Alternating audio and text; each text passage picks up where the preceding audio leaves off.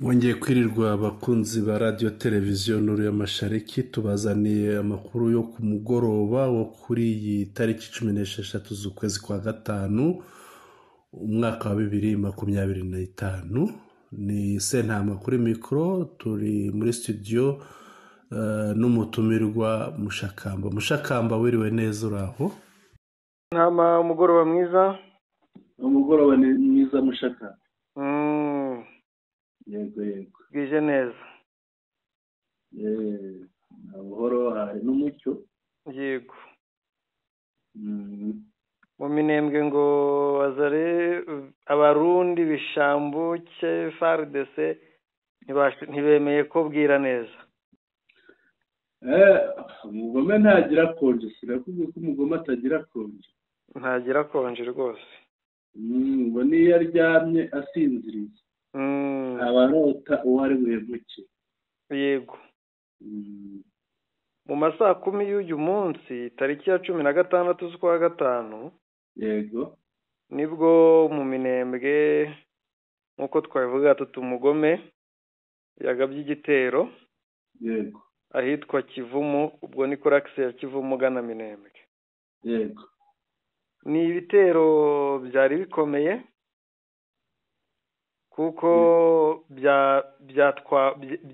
byibiwemo cyangwa byanyagiwemo inka nyinshi. Yego, inkazi abonye umubare ari munini. Inka 70 ziri kuvugwa zimaze kubarurwa ni nyinshi. Gusa abahungu birwanyeho. Yego. Nubwo batwaye inka, kavuga ko hari n'abapfuye kuri urwo ruhande. Nabo birwanyeho, n'abateye nabo bagira aho batakaza. Ariko Mushakamba bazabyishyura. Birumvikana intare n'amadubu ntiboroshye. Bazabyishyura. Amakuru rero mfite aturuka hari yaremeza ko Yego. aha Kavumu, Kivumu, Yego, Nyamirenga na Gihuha ni access ziri hamwe. Yego. Ni bice cyane imisozi yegeranye cyangwa imihana ariyo bagabye imvitero batwara inka, ariko ubundi Minembwe yari yaramutse neza. Yego. Minembwe yaramutse neza, hirirwa neza, ndetse biza kurangira iyi Minembwe yaremye isoko. Yego. Isoko naryo ryaremye neza. Gusa kuri uyu mugoroba mu masaha 10 nkuko nari mbivuze nibwo kuri iyo axe Kavumu bagabye ibitero. Yego. Ibitero byagabwe n'umwanzi kuri iyi axe Kavumu. Yego. Ku Banyamiringa ibyo bitero biza binyaga inka kuko byibasiye ahari abashumba cyangwa bungeri b'inka. Yego. Ni ibitero rero byarimo mayimayi bironze bishambuke, ariko n'ubundi mwisura FARDC mwisura ya mayimayi bishambuke, ndetse na za wazarendo bose bafatanije n'abarundi bose bafatanije bahuriye hamwe. Yego. Hakaba handi nanone hagabwa ibitero nubwo byahise bisubizwa inyuma kuri axe ya Gipimo Kabanjo, axe ya Gipimo na Kabanjo. Yego. Aho naho bateye.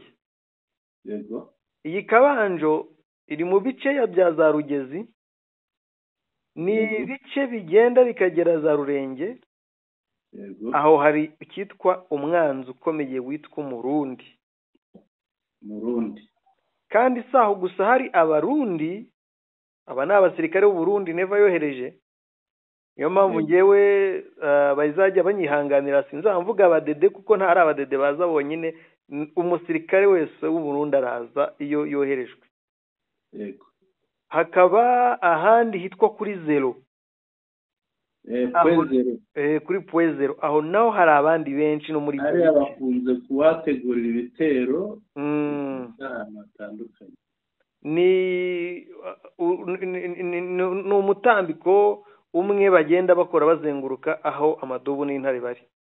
Yego. Aba rero navuze aba barundi za Rugezi za Kabanjo Gipimo hose bafite n'amadrone. Aya madrone matoya bazirikaho grenade babona bafatishije umwanzi twirwana amadubu n'intare bakaba bayarekura, cyangwa babona bidashobotse drone igafata amafoto igasubirayo. yego Aho ngaho nuko bimeze. yego wenda tugaragaze impamvu zisubirayo uko ibibona hari ibyago ushobora guhura nabyo. Yego. Ibi rero akaba ari ibitero biri gukorwa kugira ngo bitere igitutu izi ngabo za twirwaneho yego mu mugambi mushya ariko wo kurimbura mu kanya turi buze no kugarukaho, yego kubera ko hari ikidobyi ikomeye cyane yamaze kuboneka i Doha, aho ibiganiro bisa nta nubwo bisa byamaze no gupfa, byamaze no kubyara igihwereye, ku buryo ubu ngubu umuriro ugiye kwaka bikomeye cyane. Niba nyuma bazongera bakarwana byaranze by'ukuri rwose ntabwo byarangiye.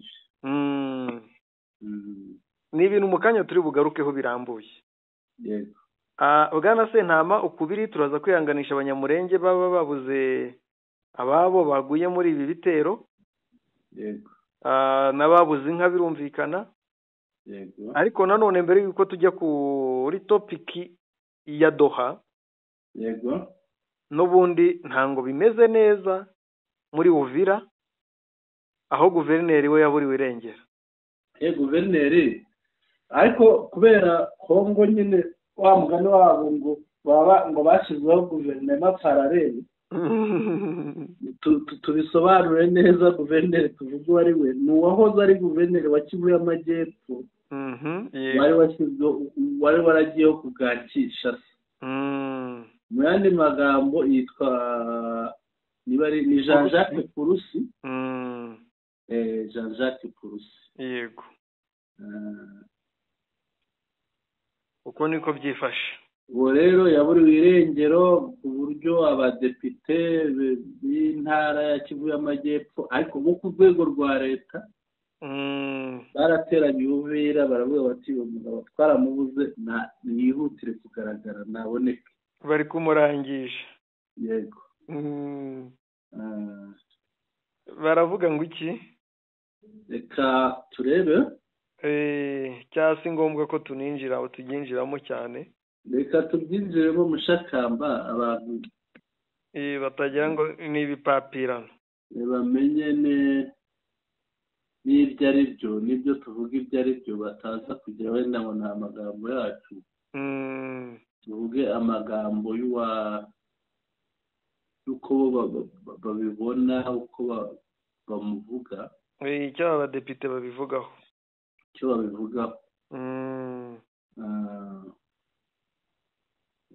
baravuga ngo tubutse ko ni guverineri wakoreraga mu buhungiro, yakoreraga Uvira mu buhungiro, ubundi icyicaro cyari Bukavu, ariko kuko leta yambuye Bukavu yarahunze ajya gukorera Uvira nk'uko abakoreraga i Goma bagiye gukorera i Beni. Yego. Noneho inkuru iravuga iti le gouverneur introuvable à Uvira. Guverineri ntakigaragara, ntakiboneka i Uvira. L'Assemblée provinciale hausse le ton face à l'absence prolongée de Jean-Jacques Purusi.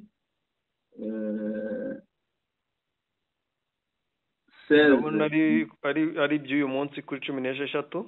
Yego 16 nibyo nagiye kuvuga, isaa 9:54. Noneho hano bavuga ko inteko, yego, ko hari abagira inteko ishinga amategeko ku rwego rw'intara.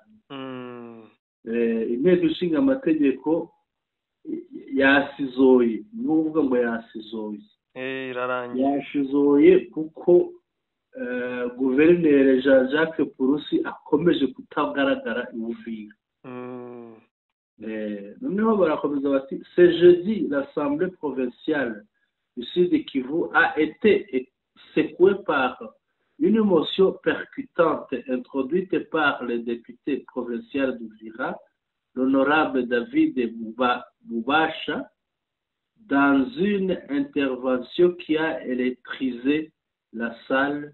Le député a vivement dénoncé l'absence prolongée et inexpliquée du gouverneur Jean-Jacques Pouroussi à Uvira, capitale provisoire de la province du Sud Kivu, qualifiant la situation d'exagérée et d'intolérable.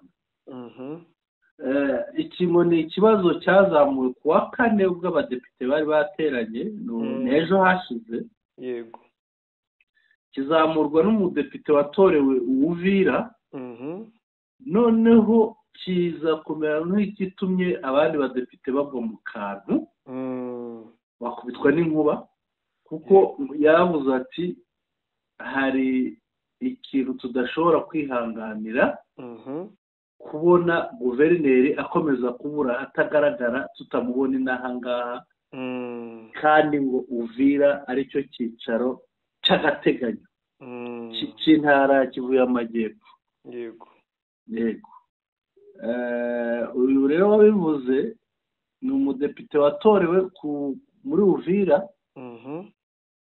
akaba yitwa David Bubasha. Uyu niwe wabivuze. umwe nyine umudepite asaba ijambo akagira icyo avuga, yego, yazamuye akaboko asaba ijambo, bamuhaye ijambo avuga ibingibi nyine ko bitakwihanganirwa kubona guverineri akomeza kubura hariya ku cyicaro cy'agateganyo cy'intara. Devant ses collègues, David Boubacha a exigé des explications claires sur ce qu'il considère comme une désertion du poste de la part du gouverneur. Il a lancé des questions directes.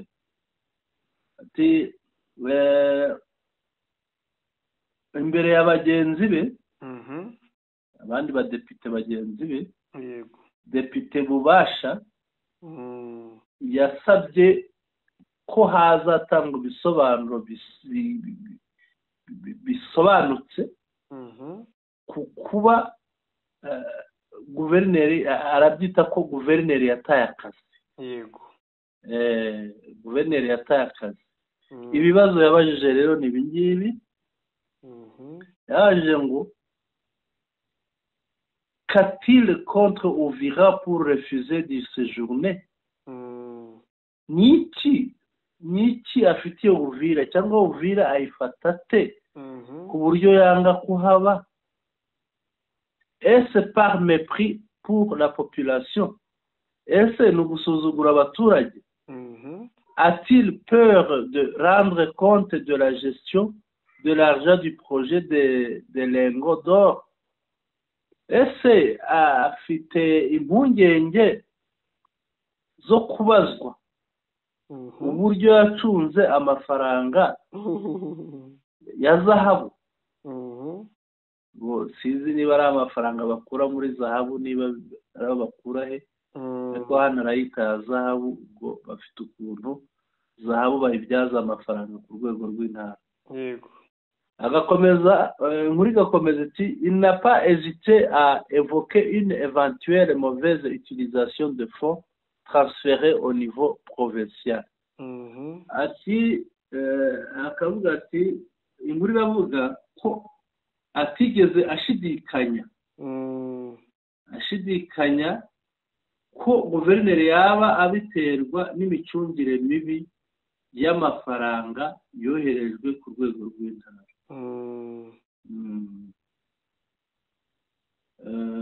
Twakomeza. yego, Des accusations graves et une ambiance tendue. Ibirego no kwisanzura kudasanzwe, dans un ton à la fois indigné et accusateur.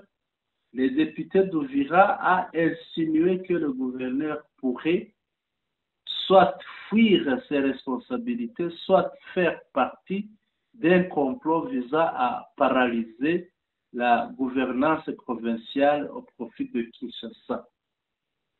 ahangaha umudepite yavuze ko ni ibirego nyine yamureze, avuga ashize amanga ko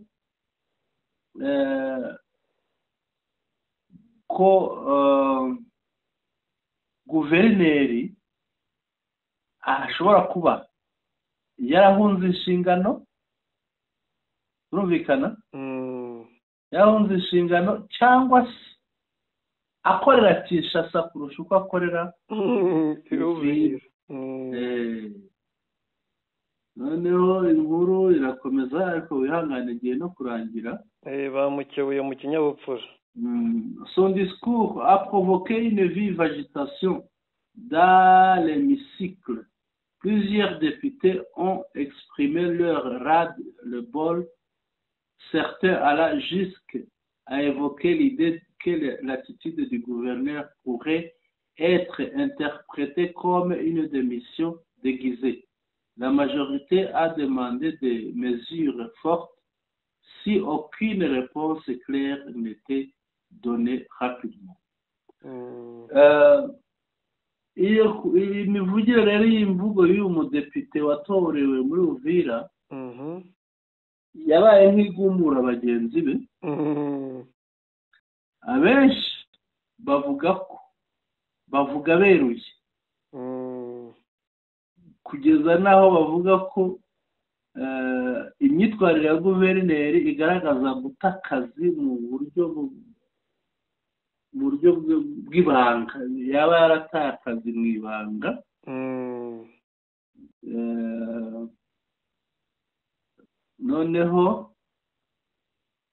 noneho abenshi basaba ko hafatwa ibyemezo mu gihe uyu guverineri yaramuka atatanze ibisubizo cyangwa se ibisobanuro kuri iki kibazo mu buryo bwihuse.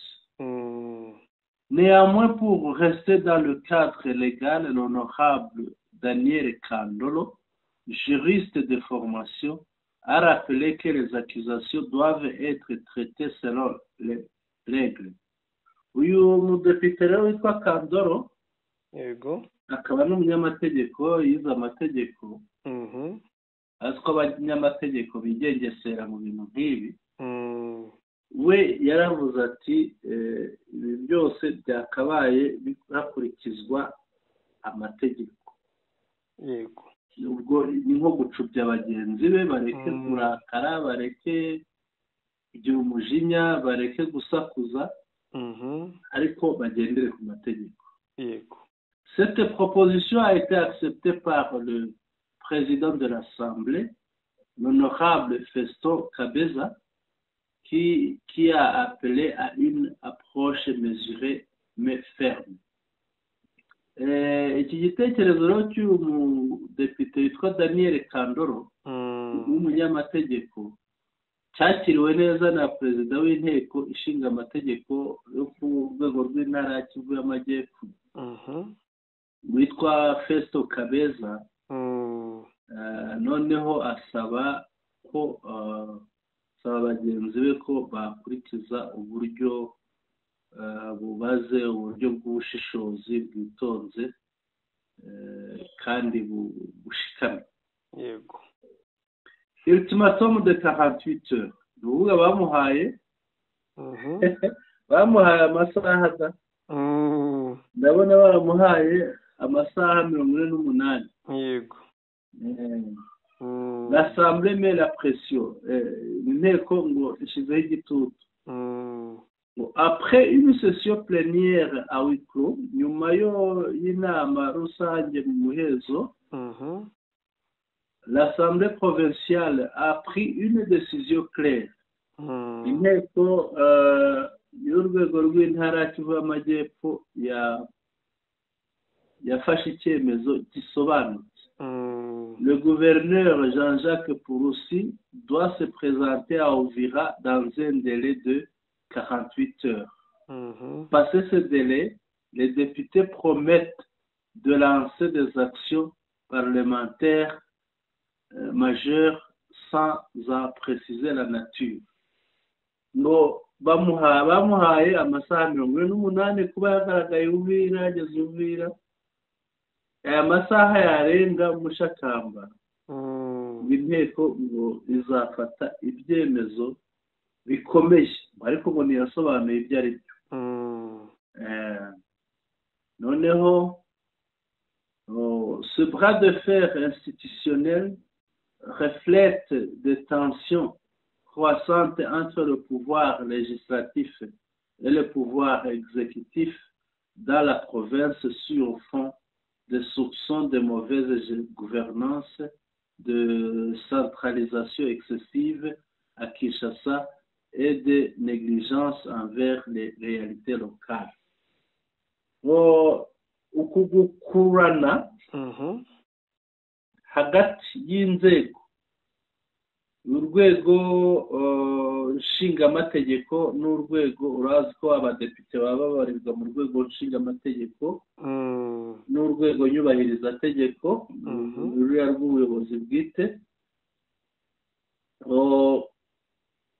biriho hariya ngo bishingiye ku kutagirirana icyizere, gukekakekana mu bijyanye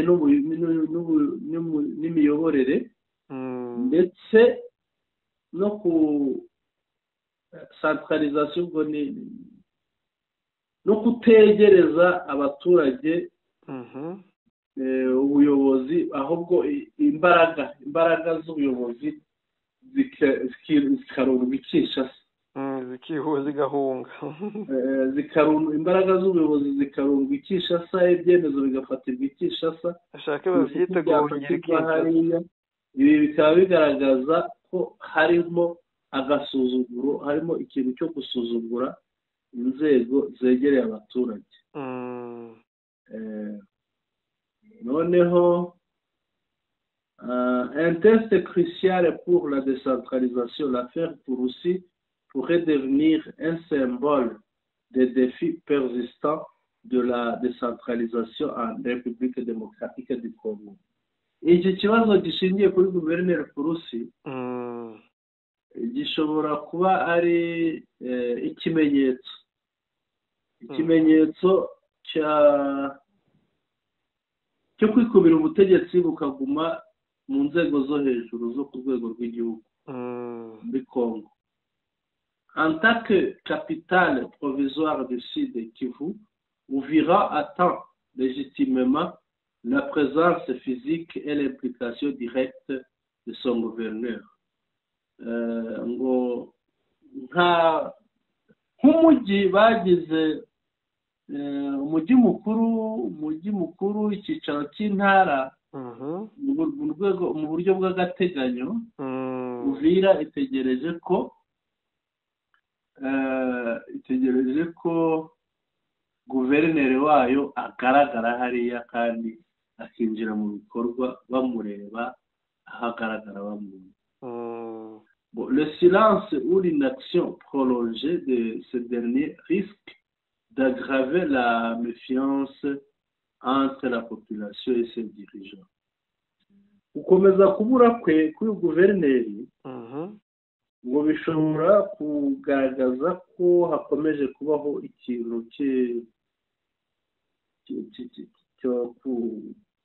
cyo kudahuza. Méfiance ntabwo ari ukudahuza, ni gusuzugura se, ni nko gusuzugura, kwirengagiza, gusuzugura ibintu nk'ibyo,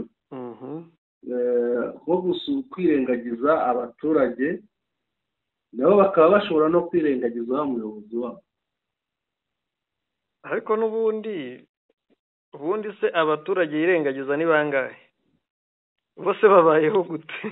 Mushakamba bari abadepite iyo bahaze nibo biyita abaturage, bumva ari bo, abandi batari abadepite batariho. Niba muri teritwari asigaranye teritwari ebyiri, bo baba bumva bashaka kuba bamureba imbere yabo. Muri teritwari 6 asigaranye teritwari ebyiri nazo zituzuye, zirimo intambara. Baragira ngo ayobore abe hafi y'abaturage adafite.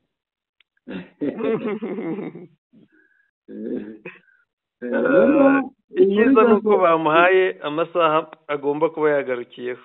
ariko bamuhaye make niba atari hafi se baramubura n'ubundi ari icy'amategeko bamutegera indege. none inkuru igasonza ivuga iti l'issue de cette crise pourrait bien redessiner la carte politique provinciale et clarifier les rôles entre les institutions. Une affaire à suivre de très près. Amaherezo y'iki kibazo amaherezo y'iki kibazo ashobora kugira icyo akora ku miterere ya politike y'intara. Yego. Noneho hakazabaho no gusobanura neza inshingano hagati y'inzego zitandukanye za leta. Bakavuga rero bati basoza ngo ni ikibazo cyo gukurikiranirwa hafi. Yego. Ngibyo ibya Kurusi Mushakamba yahunze kuri moto ari guverineri, none ahubwo ikigiye kumubaho ahubwo ni ukuzanakubitwa n'abadepite bo ku rwego rw'intara. Cyane rwose ugiye kwikubitirwa n'abadepite be, bwaramwihaniza. Reka twinjire muri Idoha. Yego, hari ibintu byakomeye pe. Idoha ngo ni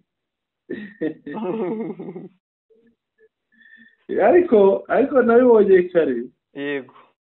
Nabonye kare hari ijambo rya Nanga mperutse kumva abwira umunyamakuru.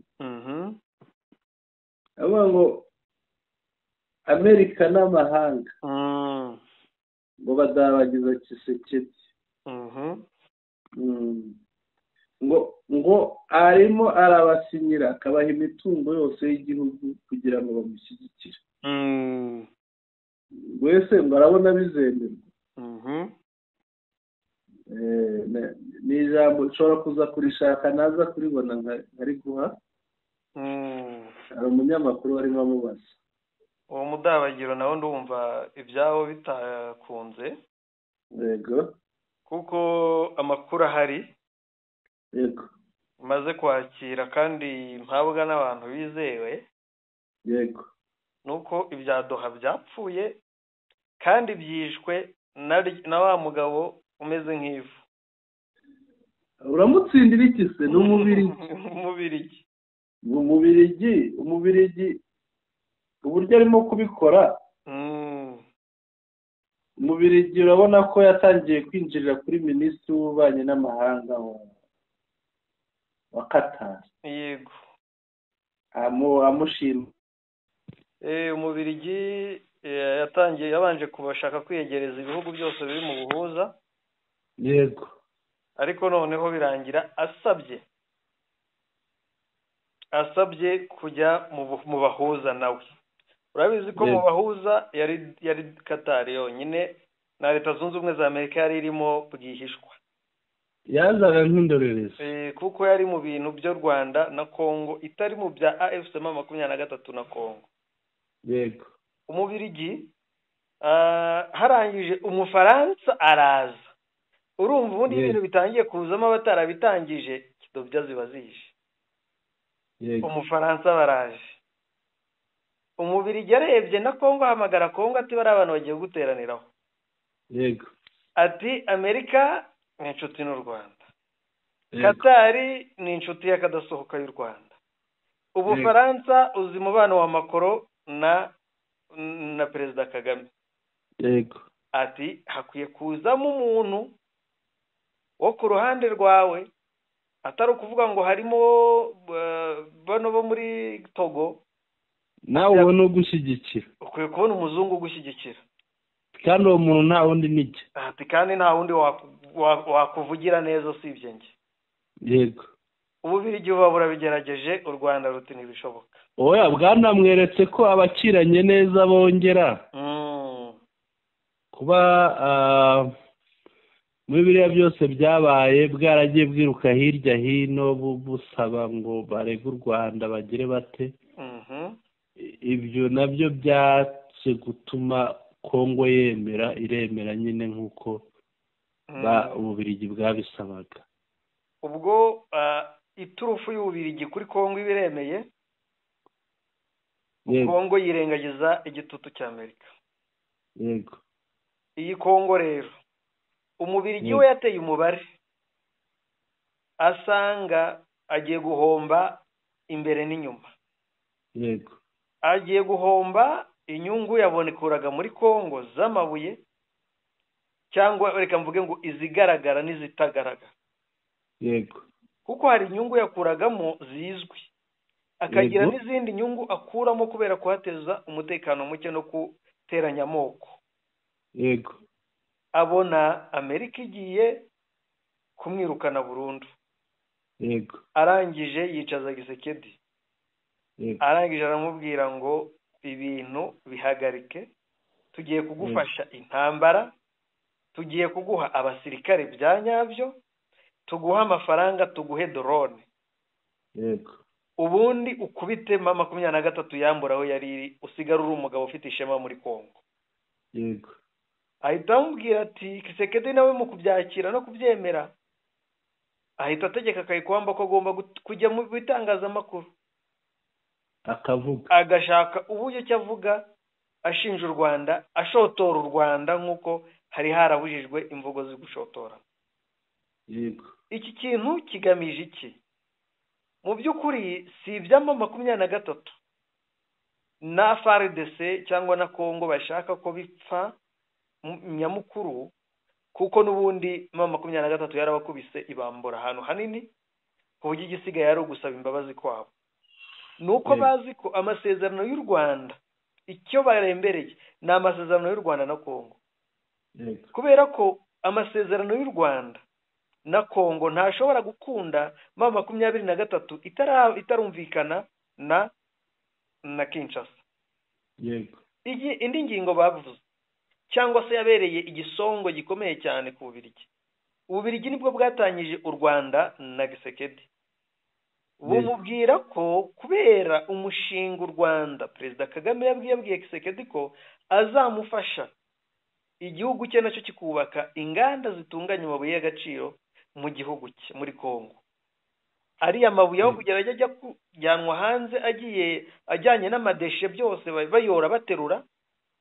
Kuko iyo bagezeyo barahomba, ngo iyo ugeze ku ruganda ujyanye amabuye y'agaciro baguca amande yo kuba ujyanye amabuye adatunganyije. Yumvikana mushakamba kandi biba byakuvuriye bya bindi bitafite agaciro. Nanone ikindi bagukorera nyuma yo kuguca amande, za deshe zisigaye nazo ziba ari amabuye y'agaciro, deshe zisigaye mu gutunganya nazo barazigumana kandi ntibabikwishyure ahubwo baguciye n'amande. Yego. Ibyo rero Ububiligi bwabutangije Kagame na Kisekedi kugira ngo batajya muri gahunda yo kubaka. Noneho Kongo, Ububiligi bwatwaraga ayo mabuye, Kongo yajyanaga amabuye biri mu maboko y'Ububiligi, Ububiligi bugatwara bya bideshe, Ububiligi bukunguka byose. Ububiligi bubona nyine ntango buzongera gutegeka Kongo yitunganyiriza amabuye. Uhitamo guteranya u Rwanda na Kongo. Iyo turufu yayo birakunze. Rero mu mushinga wa Kongo na Amerika harimo ko Amerika idashaka ibintu bya stress, izajya itwara amabuye atunganyije, aribwo buryo bwo kuzajya iyakura muri Kongo ikayazana mu Rwanda agatunganwa, yamara gutunganwa akajyanwa ku isoko. Yego. Ibyo ngibyo rero nabyo hahita babibwira Kisekedi. Kisekedi aho yumva ni ukuri. Kisekedi arangije yemera gutangiza ikintu cyitwa ibitero, yemera kohereza drone, gutanga drone, yemera kohereza umugaba w'ingabo akajya muri Buvira gutegura intambara afatanije n'u Burundi.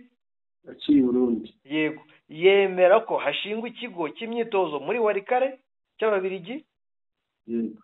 Yemera ko habaho renforcement y'ingabo n'ibikoresho kuri buri flow, yaba flow ya Rubero yaba furo ya warikare yaba furo ya Sud-Kivu Uvira.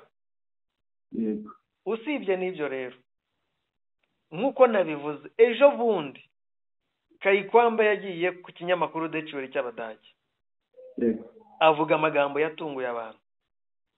Kayikwamba yaravuze ngo u Rwanda nirwo rwica abantu muri Kongo,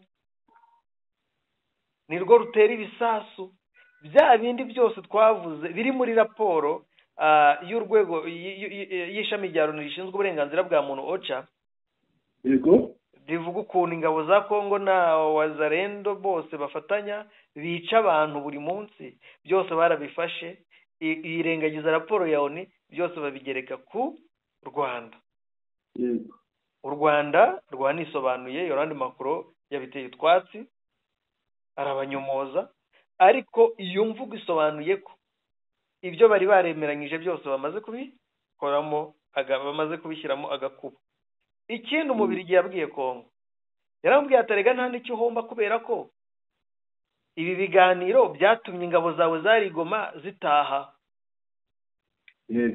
Ati byatumye abasirikare bawe bari Goma bataha, ati bariya tugiye kubaforma tubasubize ku rugamba ndetse n'ibindi. Ariko yirengagiza ko yambuye ibice kandi bigoye ko byagaruka kuri bikoresha umuheto. Yirengagiza ko yambuye imbunda n'ibikoresho, ubu none azajya azamura indege nabo bakazamura indi. Hari drone zafashwe bazajya zizamura nawe zizamure, azajya azana ibifaru nabo bazane BM. Noneho no kumurusha imbaraga z'umuheto zo ku rugamba zo gufora no kumasha, ubundi igihugu noneho kibohorerwe rimwe. Ziriya zo bamurenzeho. Ahubwo nkibaza ngo Kisekedi niyongera kurira zarira avuga ngo iki? Ajya muri byo avuga.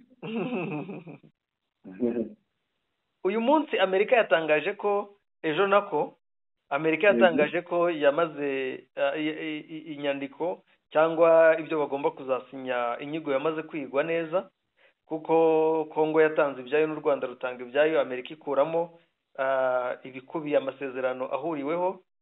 Ayo masezerano Amerika yamaze kuyoherereza buri gihugu ngo noneho bayatangeho commentaire.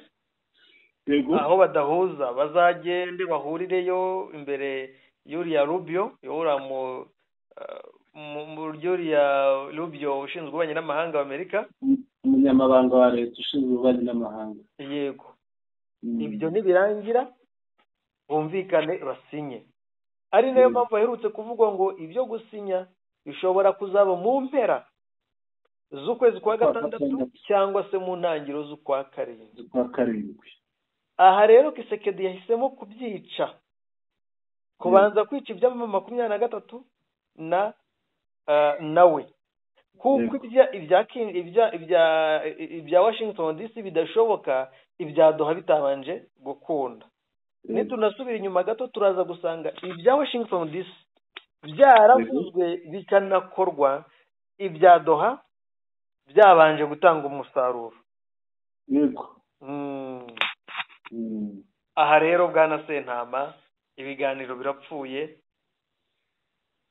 ndetse n'u Rwanda urwo rwatangiye gusinyana amasezerano n'ikigo cy'u Rwanda gicukura amabuye y'agaciro kira cya Trinity.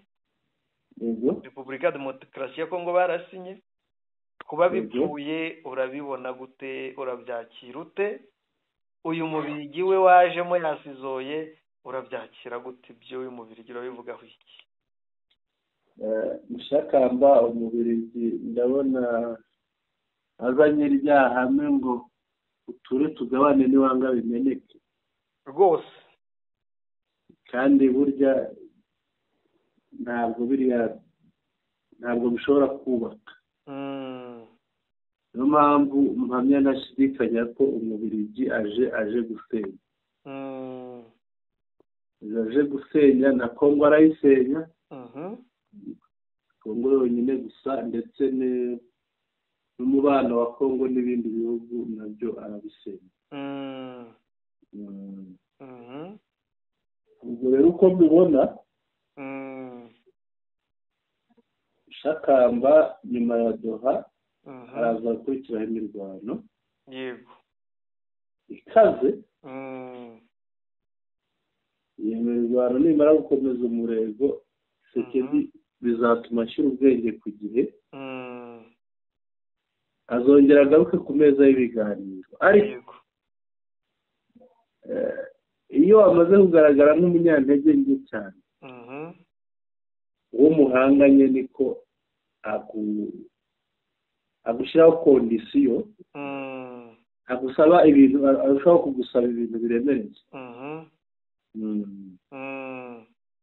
ubwo rero ntiyibwire ko uzongera kubona ibindi biganiro bisimbura dora ntabwo bizamworohera bizaba bimusaba ibintu bigoye cyane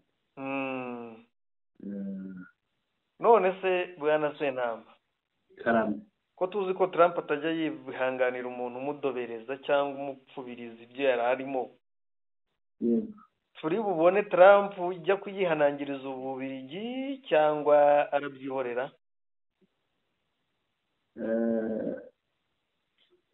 ariko mushakamba Trump ashishoje neza icyo mbona yagakoze nashyigikira abakuraho Tshisekedi ubwo Tshisekedi ni kenshi yageragejwe